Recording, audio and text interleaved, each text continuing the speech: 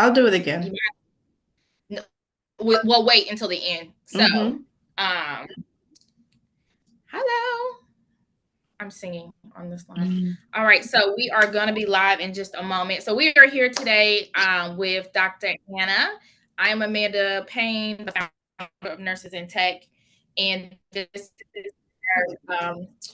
our weekly live session that we have where we talk with nurses doing amazing things, kind of have conversations, what I like to call candid conversations around different issues, different innovations and opportunities within the nursing and technology field. And so, once again, I'm Amanda Payne. I'm the founder of Nurses in Tech.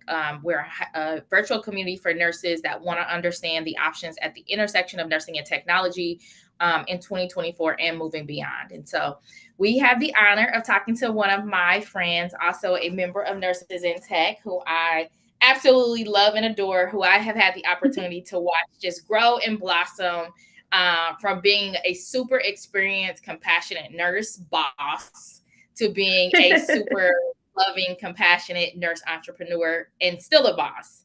And so we're going to talk with her about her journey, all of the roles that she plays within her personal and her professional life. Those of you that know me know that I love to talk about professional, but I love to talk about the personal bit more because who we are as people are indeed what make us great at the role of being a nurse and make us great gifts to the profession. So, without further ado, I am going to ask, I believe it's Tanya. If you want to do an intro, please go ahead. If you want to tell us where you're located, what type of nurse you are, just so we can get to know you. Well, hi. Thank you so much. I'm Tanya Davis Kennedy. I am located in Michigan. I am a registered nurse. I have been for a number of years, and I have been working in nursing informatics. Wow, Okay. it's been a minute.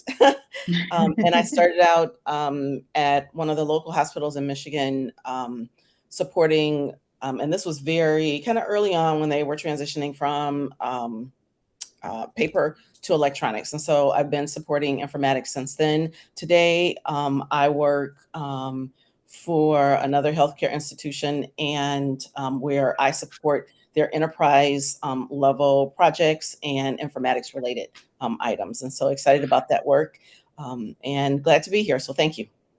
Thank you.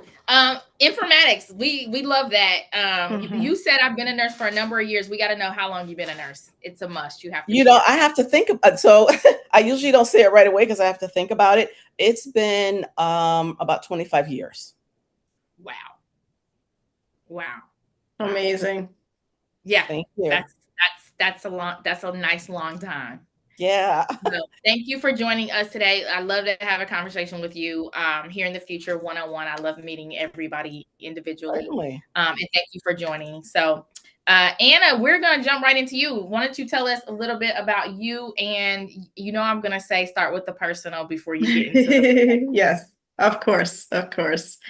Well, I am have been a nurse. Well, let's see. I'm a mom of two. Um, I am a wife and a sister, of course, and I immigrated to this country in 1994. I was 15 years old. I was born in Guyana, what was a British colony. So I am also a descendant of indentured servants that were brought over from India following the end of slavery in 1763 in Guyana. It's another 100 years before slavery ended in the United States. But so Okay, I'm for the history lesson that you're giving us. Yeah, a little history lesson there. So both my parents were the first to graduate from college. Yes. And my mom was a tireless advocate really for making sure girls continued going to school and didn't get married because that was the norm in Indian culture and even in Guyana. Um, at 15, I came over here and, I like to my fond memory of flying over here on a plane was my dad was teaching me to use a fork and knife at 15 years old, flying into JFK. That's my Wow. yes. So it's always a fun memory for me. And I moved from a third world country to a first world country, but I moved to a very immigrant neighborhood. It was difficult adjustment at 15 years old, but I had some really amazing teachers. One who even sacrificed his lunch hour so that I could just sit down and talk about my stresses, because this was, you're coming from a school where everybody knew each other. You've got like 30 kids in your school, and I've got in my class, and I knew everyone because my mom was also my principal and both my parents were teachers. So everybody knew everybody, and everybody definitely knew who I was. Yeah. So it's very different coming from a background where everyone knows you to nobody knows you, and you don't know anyone. So it's that was challenging. Nursing came to me as a second degree. I didn't know that. It came to me as a second degree.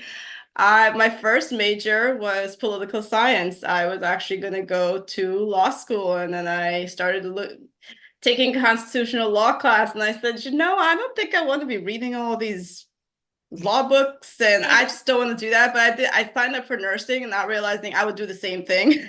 Yeah. So, and then after that I did critical care nursing for almost 10 years. And during that time, I got my master's as a nurse practitioner, family nurse practitioner. So I worked full time, as many people do who are nurses, working full time, doing your master's, continue working full time as a nurse practitioner in inpatient psychiatric center, doing medical services for psychiatric patients. So that was a different population, going from critical care to psych. I learned so much. Are you totally sure it's different? Oh my gosh, I learned so much. But honestly, my critical care knowledge has always come in so useful. My first area in nursing was psychiatric nursing, and I think in every nurse should do psychiatric nursing. Yes. And that's why I'm like, are you sure? Because I'm pretty sure my psychiatric training has helped me get through every area of nursing. It helped me get through life. Okay? Yes, it definitely has, but a lot of my patients in critical care were sedated. Their families wasn't sedated. Their families were definitely not sedated. So that was a humongous learning experience for me. That's really kind of where I feel like I was forced to come out of my little shell of like third world country immigrant background, not speaking too much, very shy, but seeing so much in critical care just really sort of pushed me out of that, because it's hard to see so much suffering and not want to guide people through it, especially when you have the knowledge to be able to do it, and you have the team that was super supportive. So I come from a background where I actually had a lot of medical support. So it's unique, and it's contrary to many nurse stories where you didn't have the team, the physicians weren't supportive, your manager wasn't supportive. Like, I come from a very supportive, that type of background, which it should be. It wasn't a bed of roses, I mean, of course you have humans. Once human beings are involved, everything gets kind of crazy. But I think I come from a different background in that sense. What do you think was instrumental in your background being different as it relates to having support in the field? It gave me the confidence and freedom. I had more autonomy in my nursing care. Okay. And I think autonomy is incredibly important. Being able to think independently is incredibly important. I was teaching residents, I was teaching medical students, we were all learning together. And then those residents came back, and some of them were fellows, and they were teaching me about critical care at that point. Where were you working at this time that you're speaking of? Share the information we might want to I was working at New York Presbyterian at Cornell in the medical ICU. And it was a different, the medical team was amazing. The nursing team was amazing. And I think as part of the reason why I stayed there for so long is because of that teamwork. We all hung out together. We had social events together. When your medical director also hangs out with this team, it's a whole different energy when you work together. So that's really amazing to me. So you got your master's, and then what did you do after that? I completed my doctorate, and then shortly after that, I got married, and I had 2 kids. During my pregnancies, both of them, because of my Indian background, I think that's probably one of the reasons I was at risk for getting gestational diabetes. So I had gestational diabetes with both my children.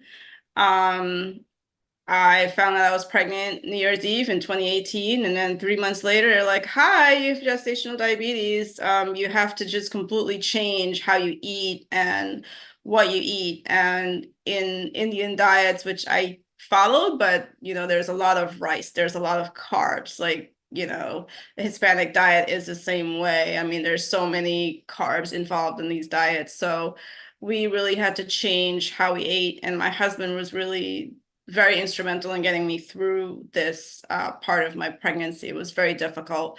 With the first child, we were very good. We downloaded the MyFitnessPal app. We watched our carbs. He weighed everything because he comes from a background where he's an athlete, so he knows how to eat. We met with the nutritionist who, no offense to her, she was a wonderful, kind person, but didn't give me a lot of information to go on, like in terms of specifics of what I should be eating based on my own cultural background, and that of my husband. My husband's from Turkey, so he has a whole different type of eating. I eat different, so even as a nurse, you mean to tell me it was hard for you to navigate the gestational diabetes? Yes. Like, you're a nurse, aren't you supposed, by this time you're a DNP, you're doctor prepared. You should have been able to ease on through this. I should have been able to ease in through it. I was not able to ease in through it. I'm definitely at the end of the day still human, so all of this was incredibly anxiety provoking for me. When I found out I had gestational diabetes, my OB was absolutely wonderful and amazing, but she just read me the riot act. Because she practiced in Brooklyn, New York, where you have a heavy population there, extreme high risk. And of course, she knows my background too. And she's like, you've got to do this, this, this. Otherwise, you're going to be at risk, and you're going to have a big baby, and we have to do a C-section. None of these things. I wanted a natural delivery. Which didn't happen because I was like, no, give me that medicine. And so she did her job, and it didn't help me with my anxiety, but she did her job. But that's also another medical team that really came together for me and allowed me to manage my diabetes, be able to do some independent work with it, with my husband being able to mainly just follow a diet. So I didn't have to go on medicine. I didn't have to go on insulin, even though the insulin pen was always waving at me for both my pregnancies. What do you mean by that? What does that mean? Because occasionally I would fall off the cliff and not eat a little bit too much rice, or whatever I did, I'd have some spike in my blood sugar. It would be 200 and something, or I definitely got at least maybe like a 298 or 300 reading once or twice. So you have to, it's just managing. It's very, very difficult. And I was also in a sedentary kind of practice at that point, because at that point I was working in the inpatient psych, so I wasn't running around like I was in the ICU, and even that they don't even count as exercise. Right. So that's really, that insulin was always being like, hey, if you don't do this, you're gonna have to go on insulin. But they weren't like pushing you, and it wasn't a very patriarchal kind of experience. So that was really important to me, because when people start being aggressive, and especially healthcare workers, to to a patient, like it's scary. You know, even if I'm a healthcare worker, it's very scary. And I had that experience with my second pregnancy where I tried to go with a different team because I wanted to deliver closer to home. I didn't want to go to Manhattan, but I had to go back to my team in Manhattan because they allowed me that autonomy and that independence and that basically that teamwork. Like that's what I really need. I needed a partner. They were my partners, and this other team that I had tried to work with, they were not being partners. They were just like, you're gonna go on Go insulin. into a little bit more detail about that when you talk about being a team. Like so I know we as nurses probably we've heard gestational diabetes, we hear diabetes, we hear heart failure, we hear all these things. But I think it's always interesting because unless you are as a patient, right? Unless you actually experience, you don't really understand. You know what the textbooks told you, right? You know what it tells you, you know what you're supposed to tell them and how you're supposed to educate them. But it's a whole different thing when you actually experienced it. And I can say that as most of you know here, that I have Lyme disease. I live with Lyme disease. Let me say that, take it back. I live with Lyme disease, right? And the last 13 years of my life have changed who I am as a nurse.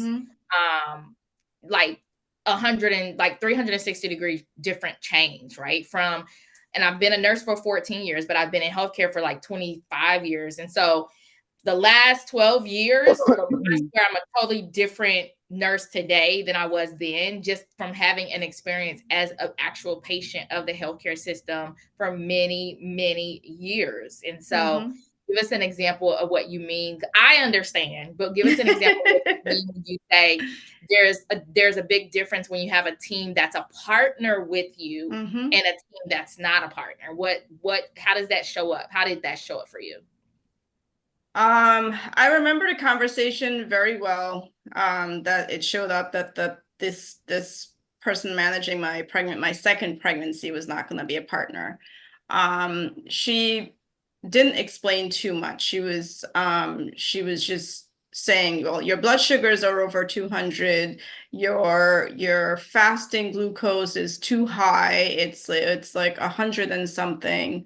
You know, and I had just started. I was with the second pregnancy. What they do is, because you already have the history, they test you as soon as they find out that you're pregnant. So I was tested by about 7 or 8 weeks at the first or second visit. And so I had to start earlier with this pregnancy, which was fine.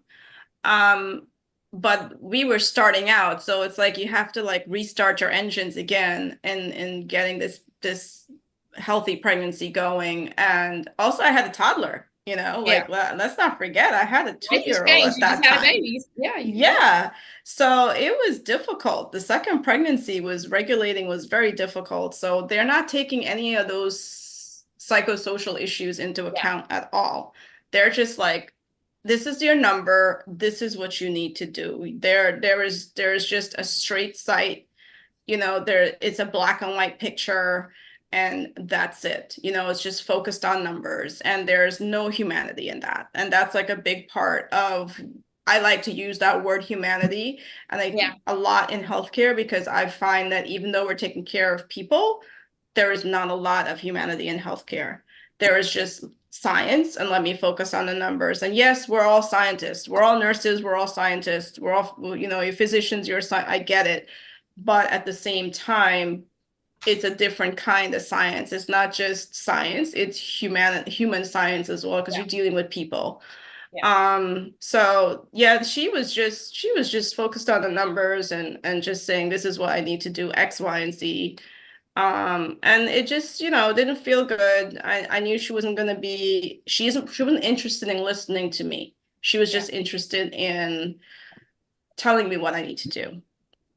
And you know, you can't be a partner in that person when you just want to tell them, I'm not looking for you to tell me what to do. I've already gone through this before. I know what I need to do.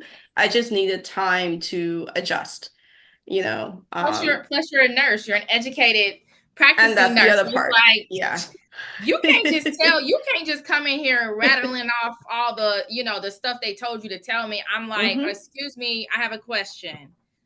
Excuse me, did you read the chart?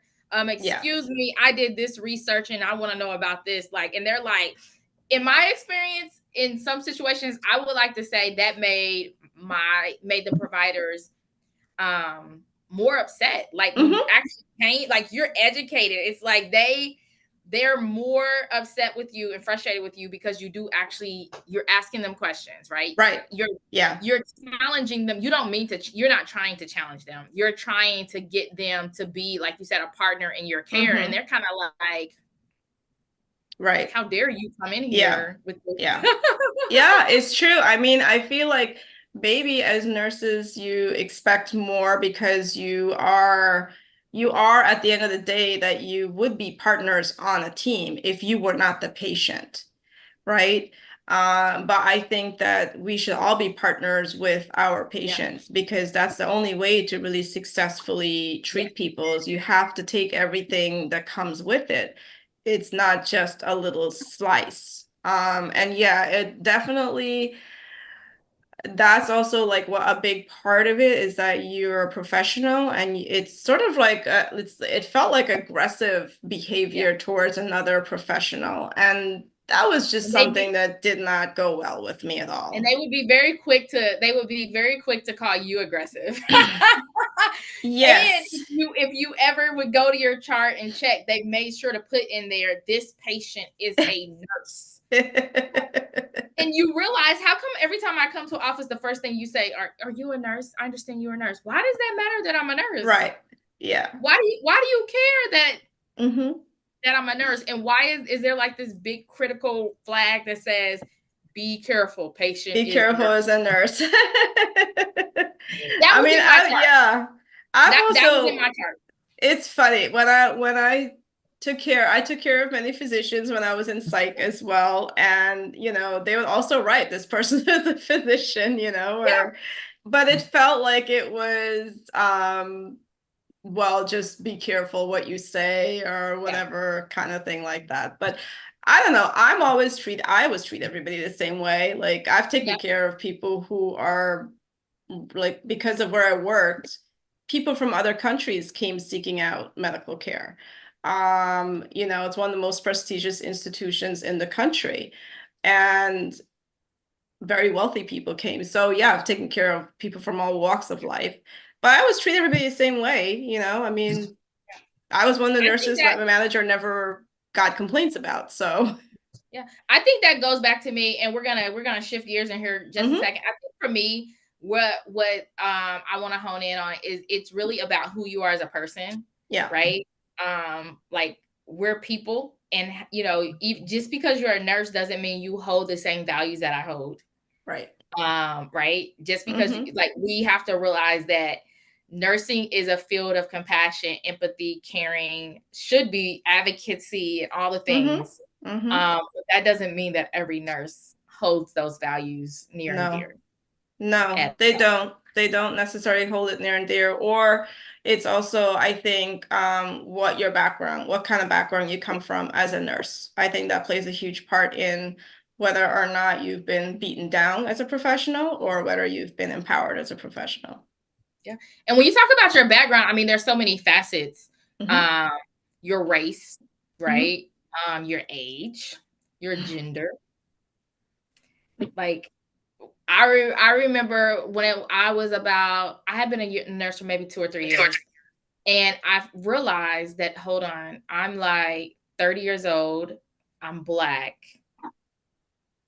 I'm a single mother. I'm out here in the suburbs of Indiana. And what are you doing there? I am like the only registered nurse. And I'm looking around like, oh, no wonder I had an epiphany, like, oh, no wonder you guys don't like me. Okay. I got you. And I won't say that they didn't like me, but I had an epiphany where I had to understand, you know what? They don't really know how to deal with me. They've never had this experience. And at that time, of course, it wasn't like I had been mentored or taken under by other nurses that were there, because there really weren't a lot of other Black nurses where I was older than me.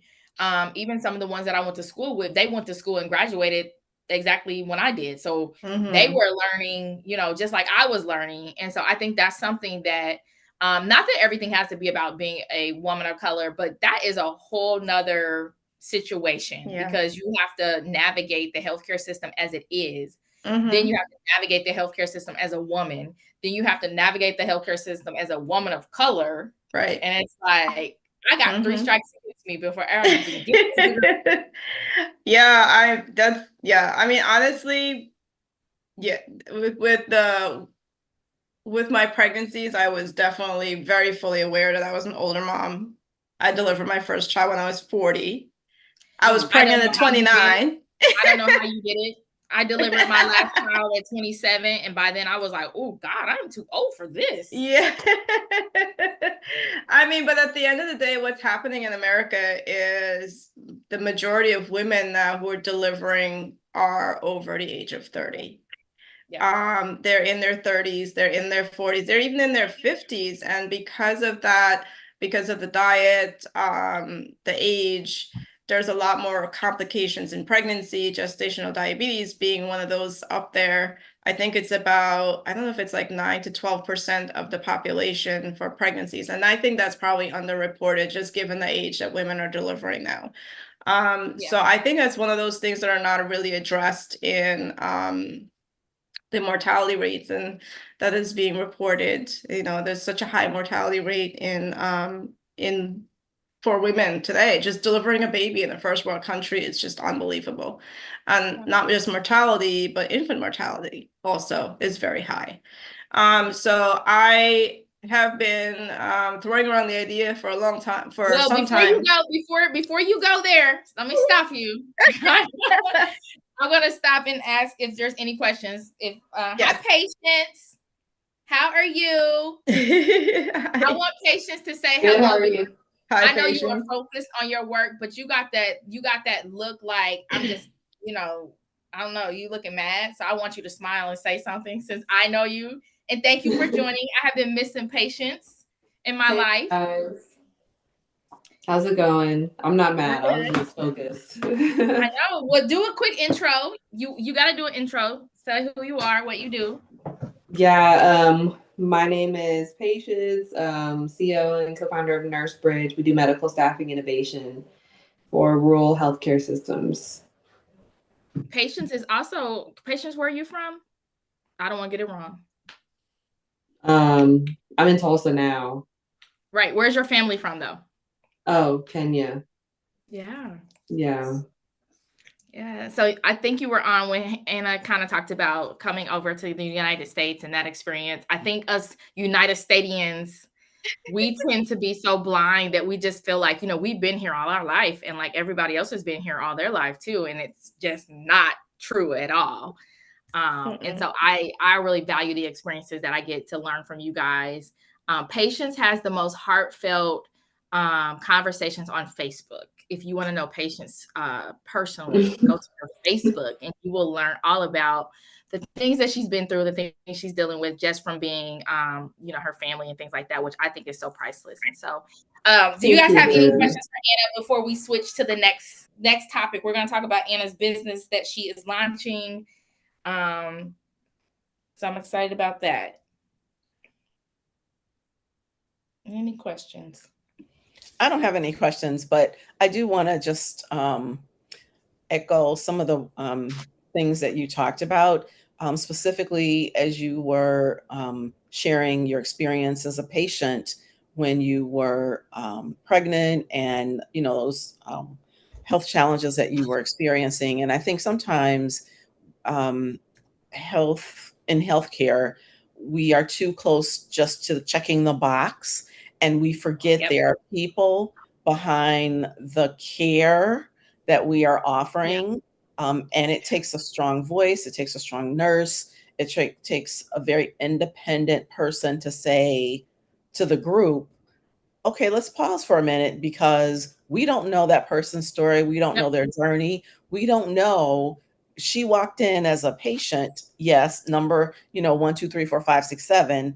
But what's her name? What's her story? What did she leave when she came to this office? What's behind, there could have been a number of things that were happening for you, just as you talked about, as you walked into the office And as you went in to see that provider, and from the tech that may have checked you in, the ancillary person that may have checked you in, to the person who, took your temperature and your blood pressure or whatever, they gathered, and then to the provider that you saw, we have to pause and remember there's a person with Yeah. feelings and experience and the journey that they bring with them. And I personally, I just feel sometimes that's missing. And as you were speaking, I was thinking of my own experience where I was caring for my mother.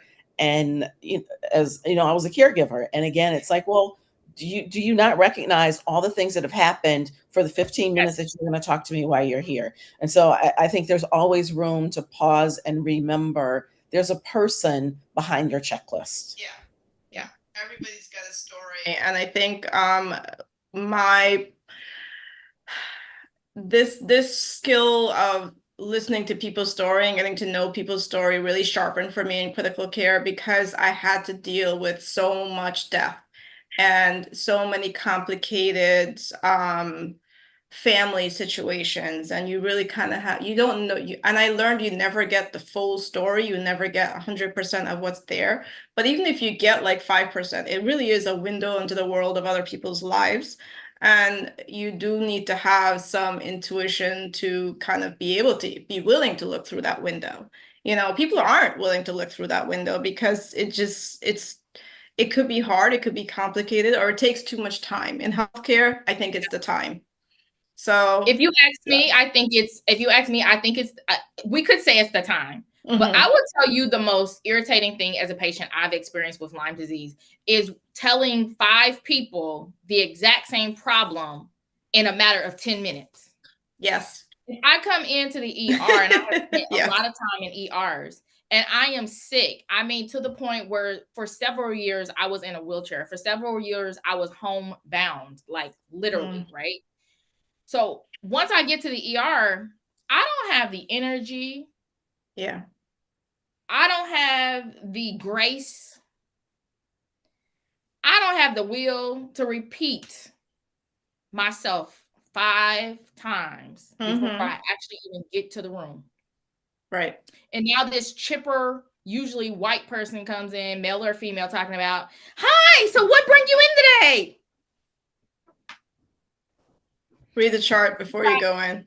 You guys didn't think to have that conversation to, just to avoid me having to go through this again. And then when you come in chipper and happy, like I just showed up to help you. And of course, because I'm a woman, now I'm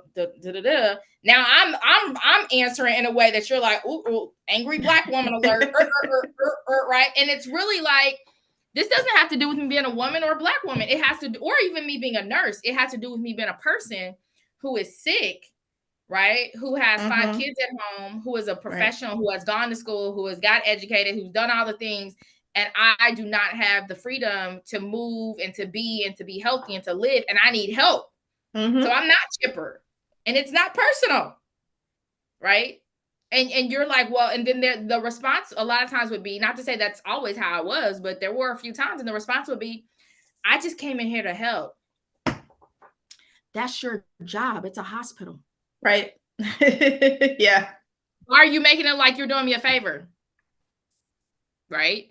And so I wonder, so I think it's all those things, but I think this also goes back to us not being reminded and constantly equipped to understand that patients are human. So I think time is a factor, but I don't think we know how. I don't think a lot of providers know how to get that information and then what to do with it, right? If you think about it, I mean, this is even in real life. Like, if you talk to somebody and you share with them, like I'm a person, I keep most of my stuff to myself, because if I actually share what's going on, most people kind of be like, oh, I'm sorry.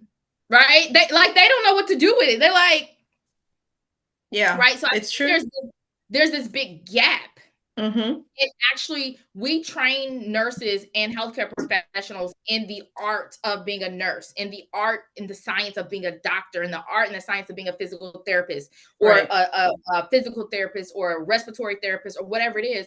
But when do we ever actually get training in how to be compassionate? When do we get training in how to ask the appropriate questions and understand someone's story and get straight to the root of the problem, asking open-ended questions? Mhm. You know, I know we in psych, we learn about cognitive behavioral therapy, right? Which is simply the ability to ask the appropriate questions in the appropriate way. Why do you have to go into psych to learn those things? Yeah, it's true. It's true. I mean, as part of my nurse practitioner program, there, we were asked to ask the hard questions, ask the hard questions. This is one of the biggest things that I learned was everything you need to know is in taking a really good history. If you can get a really good history on a person, it will just change, their management, it'll change their care. It may not be even what you initially think their management is supposed to be. Yeah. And I did some mentorship for DNP students as well for a semester. And, that was something they were working on, is just, what do the people need? And people just weren't coming to their appointments because they didn't have transportation. Something as simple as that. They couldn't afford to pay for that cab. They didn't have someone to bring them. So then you have to work around that. How do you get those people to be taken care of, Yep. Well, I am excited. I'm going to be very open really quick about Anna, y'all. When I met Anna months ago, Anna was this very shy. I really felt like when I first met her, I'm like, she seems shy, but I think Anna is like a firecracker, really. I think she's like, just those people, they're just like sitting back, and once you light a spark, then you're like, they just pop off at you and you're like, oh, I didn't know that was gonna do that, right? You're like, oh. And very, very shy, very soft spoken. The tone that she's speaking in now is not what she used to speak in months ago. And there was always a lot of, I'm just being honest because that's all I can do. I have an inability not to be honest. A lot of self-doubt. It was always a lot of I don't know and I'm not sure and maybe and that, and I'm like, what? No, I was over there like, girl, you've been you got a master's degree, you got a DNP degree, you working over at the Homeland Security. I'm like, girl, you are a badass. I'm trying to figure out why you're even talking to me. I'm just like, I'm not even sure what I'm supposed to do for you. And I think I told her that one time, like, I don't know what I'm supposed to do. Like, how am I supposed to, I mean, I can tell you and help you with business, but I'm like, really? You got all these accolades and letters. I think I made fun of all the letters behind her name one time. Like, what does all this mean? Yeah, I try to reduce those. But I have grown to love her. I have grown to love her for who she is as a person and for what she has accomplished, and her heart for people and her heart to help people based on her personal experience. I consider her to be a really true friend to me. We have a lot in common as it relates to the things that we have triumphed over in life as people. Things that we did not cause and we did not have control over, but somehow found the ability to overcome, and we continue to overcome, and we continue to want to help our children overcome, and the generations that are attached to us, as well as our patients and our communities. And I think that we're just awesome people. Anna is an awesome person because her story is, even what she shared here today is just a little bit of her story. There's so much more to her story. And every time I learn more about her, I'm like, dang, I think we like twins or something. And we have had some moments that have been near and dear. And I just really love her spirit. And so I am excited for her to tell us about her entrepreneurial journey, who she intends to help and how she's going to help them. And none of this I'm thinking about, and I might. It is, I am. I got to tell her before she says it. And the biggest goal that I have had for Anna is for Anna to just like jump out there and do it. Like, it might not work. You might not get 100%, but the other side of that is it might work. And there's really no true failures in life unless you choose not to learn a lesson. Every failure, there's a lesson. I don't care what it is, personal, professional. Every time we take an action, whatever we get from that action is a lesson that we have to learn from. And when we when we take risk, right, and we think about them in that way, that there's a lesson. You can't lose. You can't lose if you look for the lessons in life. You just can't, right?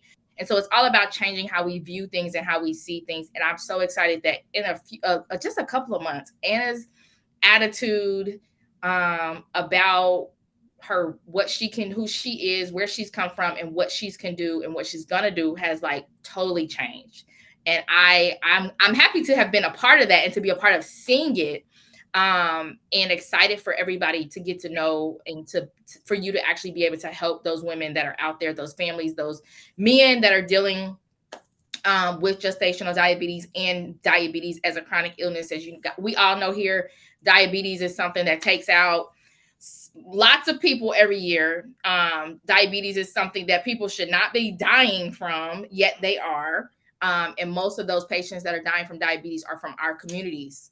And so one of the things I love about Tanya is what she said is that, as nurses, we have to be advocates. We have to speak up. And I think entrepreneurship is the one way that we can all step up and be an advocate for those patients. It should not take years and years of policy for patients to get the care that they can get right now. And nurses are trained and hold the knowledge that these patients need that can change their lives. And so, Anna, tell us about what you are doing, what you're working on. Tell us about the business that you've started. So I'm starting a business to be able to create basically a space for women with gestational diabetes. I do want to also work with people who are newly diagnosed diabetics as well. But I wanted to focus on gestational diabetes because it's, it's something I went through. I understand the anxiety that everyone goes through with this. So I want to be able to, I don't want to do their blood sugar management. They need to have like their team. Like, I'm not an OB. I'm not going to be your baby doctor, I want to be able to work with a group of people also in managing these people. So just to be able to have them regulate their blood sugars better, really focus on their nutrition, how you should be eating versus how you are eating. One of the things that we found out is that it's not you just can't have carbs. You can have carbs. You just have to be careful how much carbs you have. And when you eat them, how you time the carbs so that you don't have this crazy rise in your blood sugar. So those are the things that I found out. And one of the reasons I doubted this technique that we use is because I didn't find too much evidence out there on it. Even like the American Diabetes Association has 1 to 3 paragraphs on management of gestational diabetes. They don't have too much in their guidance. And there has been in the last couple of years a lot of research in following a low carb diet. It's not really applicable they don't research it on, of course, nobody researched on pregnant women, right? So that's another thing. But I was like, hey, that's really the diet that I follow, and it worked for me both pregnancies. So this could definitely be something that I can work with. So that's really one of the things that really changed my attitudes towards getting this business going. Because I know what I want. I want to offer some bare medical support, nutritional guidance, definitely emotional support, because you really need that. Educational support, be able to, encourage them to, how they can sleep, how they can manage their stress, making sure they go for their visits. And also one of the most important things is, having a partner in all of this. Like, they need to have a partner. That's 100%. Like, you need to have one partner or 2 partners. One partner, it's a must. And I honestly don't know how people navigate pregnancies and being single mothers. I mean, like, they're my heroes. I don't know how single moms do it with multiple children. My husband and I were just talking about this yesterday on our trip back from Northern California, and we were just we don't know how they do it. We have 2, and we're just like, why do I feel like you're talking about me, Anna?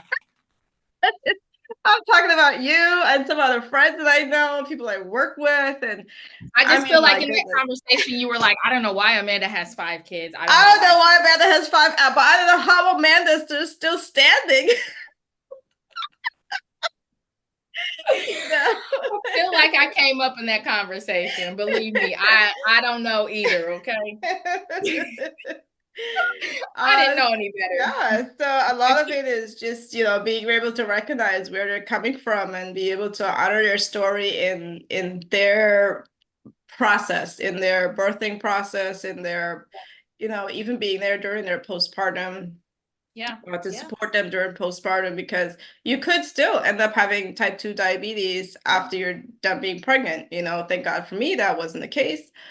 But you know, if we're able to just teach them the skill. right? Like your ultimate goal is, because I think and we've all seen the rise in health coaches and life coaches, and yes, a lot of rise in that. And I'm not saying there's anything wrong with that. There's not. Believe me, there's not. Yeah. But I do believe that if anybody's going to be coaching, it should be nurses. Every nurse should be able to support a specific demographics. Right. And when we think about these diagnoses, I don't think we think about them in their entirety. All diagnoses have some type of life change that has to come with them. But diabetes is one of those life changes that diabetes in its whole, it changes your entire life. Like, yes, it does. How you have to live in order to be healthy. I don't mean how you have to live to not die. Okay. Because you can be dying slowly. Right. Yes. Like when I deal with diabetic patients, I'm gonna tell you, I used to tell them, listen, diabetes is one of those things that doesn't kill you quickly, but it will kill you toe by toe, fingernail by fingernail. Right? It sure will. It sure will. Oh yes. And I don't know where I came up with that for them, but I promise it used to work. I promise they would look at me like, yeah. Yeah. But it made sense. And so I want to ask you, what do you see is some of the challenges that mothers with gestational diabetes are facing as it relates? I know you talked about having a partner, so I want to ask you, like, what are some of the challenges and how you see your business being able to support and to make some changes there? And you can't change the entire process, right? But you can begin to get into helping one patient at a time. Right. So definitely partnership is one, is a huge one. And, you know, it's just being able to go to a restaurant, you know, and be able to choose proper food to eat, you know. It takes a lot of skill. You know, I think that's definitely one of the biggest challenges, you know, just being able to explain even to your family members, because you're coming from a particular community. Your family don't understand that you can't eat X, Y, and Z.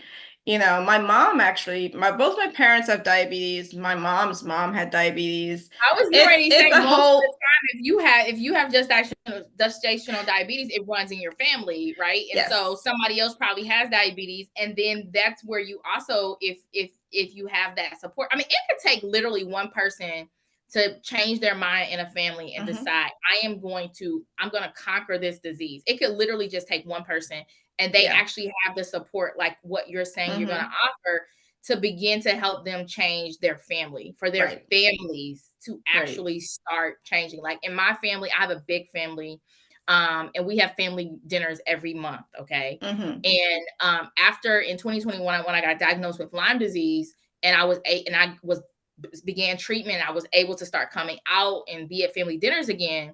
My family began to ask and want to know what I could and could not eat. Right. And now I cook for these dinners too. And I bring stuff, and they'd say, okay, tell us what this is. It looks delicious, but they started wanting to know what changes I was making. And guess what happened in the last year and a half? The food tastes great, tastes amazing. And so now my family, several members of my family ask me, I make this green avocado. It's chicken and avocado pasta, and it is green, y'all. It is green. I promise. I myself was like, I don't eat green food, but it's the most delicious pasta you will ever eat. And so my point being, now I don't eat cheese, I don't eat dairy. My family, they know that. So they start, Googling recipes, and they bring stuff to the dinners that don't have cheese, don't have dairy, Right. don't have, a lot of, I don't eat a lot of stuff. And so I use that as an example to say, I believe that if patients have this type of support, it could take one patient to change an entire community. family. Yeah, a family, a community. I mean, it's really amazing. Yeah, it just takes one, it really, you're right. It definitely just takes one. And you're a prime example of that. It's already started with your family. So that's really amazing. Yeah, and I think, and I don't think I'm special, and I don't think my family's special. And so that's why I myself encourage and think that this is an amazing idea. And I'm sure somebody may view this and be like, well, you guys are nurses in tech. That's not an amazing tech company. No, it's not. Guess what? We don't need amazing tech companies, right? We need amazing nurses that will start companies that solve patient problems. Right. Yeah. Not the next unicorn, right? No. Not the next Mark Cuban, whatever that show is, I don't know, whatever. Shark Tank. I mean, there's a place for all of that, but guess what? There are millions of nurses in the world. Millions of nurses that have been trained with the information needed that our patients need. And if we just get nurses to start one business that solves one problem, we can solve a whole lot of humanity's issues. Because in the United States, people die every year from diseases they shouldn't be dying from. And I think as we talk to people like you, where you talk about how you came from another country over here to the country that's supposed to be so wealthy, right? And be the land of opportunity. And we still have people that are dying from things they shouldn't be dying from. I mean, honestly, the food in Guyana is a lot better than what is here. I mean, I feel like in the US the food is poison, and there is really a lot of inaction. Like, even for my son, I had to stop breastfeeding when he was 6 months, because I had to go back to work, and then I went back, and it was 2 weeks later, the pandemic, everything shut down. I'm there. I was like worried if I'm gonna see my kid walk on the beach, much less survive the pandemic. I was more worried about my son than I was dying in the pandemic. Am I gonna kill my family, basically? Yeah. And honestly, having to go try to figure out like what baby formula was safe. Baby formula. We don't even do enough around that in this country. There are things in baby formula that shouldn't be in baby formula. So with my second pregnancy, one of my friends, she brought out a formula called Bobby, and that's a woman-owned company owned by a bunch of moms. And they are the only formula company that's really trying to closely match what the EU recommends for baby formula. And of course, we all know during the pandemic, baby formula was like missing from the shelf. I was using the Honest formula, and then the Honest formula just disappeared. So you had to switch. It was crazy. But the pandemic did a great job of shining light on a lot of our issues, but of course we're here in 2024, and we have kind of gone back to trying to act as if those issues don't really exist anymore. Right. We're kind of going back to business as usual, which is why I also think you see more nurses now speaking up and branching off independently. And of course, that's why Nurses in Tech, the community was started, so nurses can gather together and be supporting one another in this endeavor of creating something that nurses own, because the pandemic is over. Like, one of the things that I remember about the pandemic is we had the rise of the DEI initiatives. Everything was DEI. There was DEI money everywhere. Everybody was switching to DEI, right? I mean, and now we're surprised when we see that the DEI initiatives in colleges are being removed. We're surprised where the DEI role is disappearing, right? That's a straight indication of exactly what happens. We went through a pandemic where the light was shined on our the places where we don't do well in healthcare, where we don't do well with people, period, as a country. We don't value people. And quickly, all of a sudden, we had money from everywhere to address these issues. There was money everywhere. You want to get healthy, there's money. Nurses were heroes. Mental health, oh my God, mental health ain't never got so much attention in the ever. Okay. But we're in 2024, just what, a couple years away from the pandemic, and all of those things have once again gone back silent, crickets. Yeah, so, go ahead, Tanya. I'm sorry, I didn't mean to cut you off. I just wanted to mention, based on what you just stated, I think your point is very well taken, that now that we are out of the pandemic and we are, those things are going, under the radar again. We aren't paying attention to them. But in an earlier statement, you all were just mentioning that nurses have the knowledge and the skill, and we also understand some of those dynamics with patients, like the earlier conversation. As Anna was stating, she's trying to fill a gap where she sees, that those issues exist for moms. And so how do we as nurses, we see that, and while we may, this conversation may not be about technology is going to work its way into it, because technology is available to support the work that we do. However, we still need to understand the need behind the person and then create the technology that helps to solve that problem.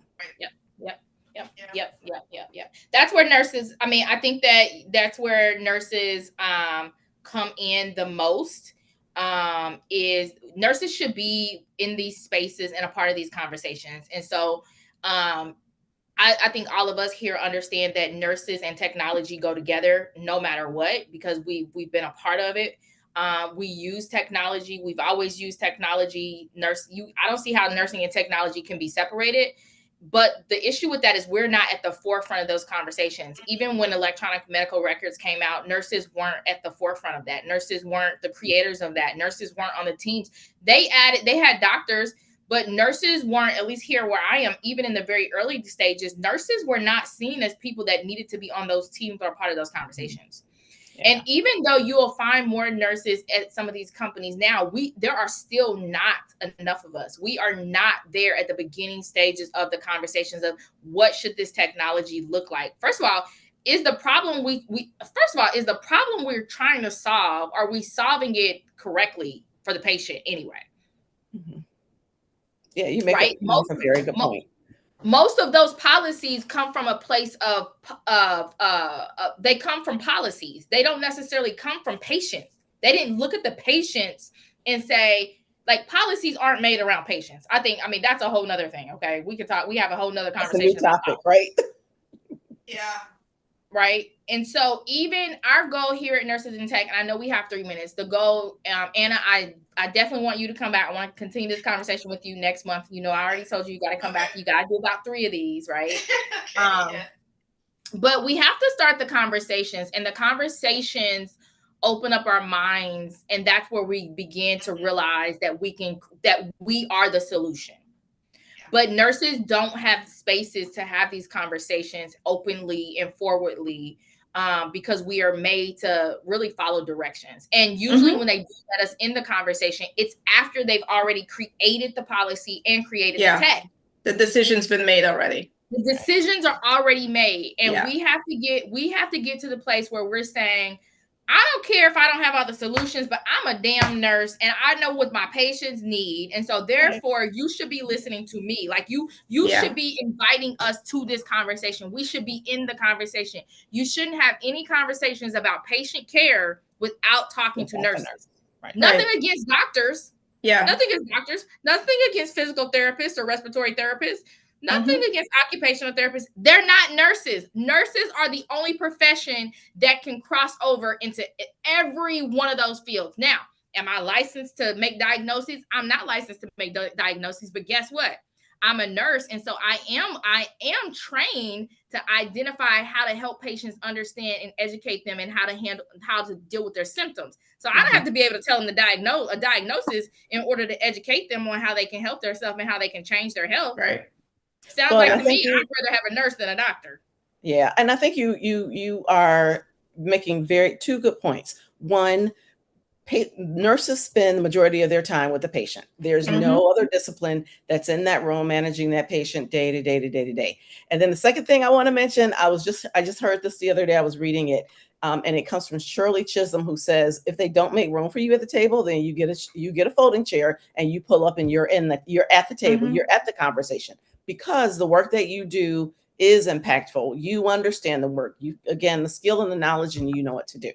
And you should be there as part of that conversation. Yeah, absolutely. And participate in it, because there are people who have a seat at the table and they just don't participate. They're there, but they're not, doing what they're there to do.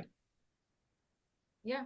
Well, Tanya, I have enjoyed having you today. I want to reach out so we can have some time together. And absolutely. Yana, it's been great. Yep. Bree is going to be with us on Thursday. We are having 2 lives this week. But I'm excited. Bree, we might do that next Thursday. I'm going to email you. Let's talk about it. Let's do it next week. But I want to end this by saying, I love this Shirley Chisholm quote. I like to say this. If you've been around nurses in tech, you will hear me say this. Yeah, I don't want to bring a folding chair to the table. I don't even want to go to their table. I want to create my own table, and then I want them to ask to come to the table. Okay. I have no desire, right? I think once we create our own spaces, until we create our own spaces and our own solutions, and we are strong enough as a profession that they realize they must listen to us, the only way we're going to make them realize they must listen to us is that we create solutions. Otherwise, what happens is they continue to let 1 or 2 of us in. And guess what? One or two nurses around a table of 25 men is not going to change the trajectory of healthcare. Excellent point. So that's just me. But thank you guys. I'm excited, Anna, for you. I look forward to continuing to watch you grow and continue to be with you. And you guys, Anna is on LinkedIn. If you have not connected with her, she also dropped her calendar link in the chat if you would like to have some one time with her. But thank you guys for joining us, and see you guys next week.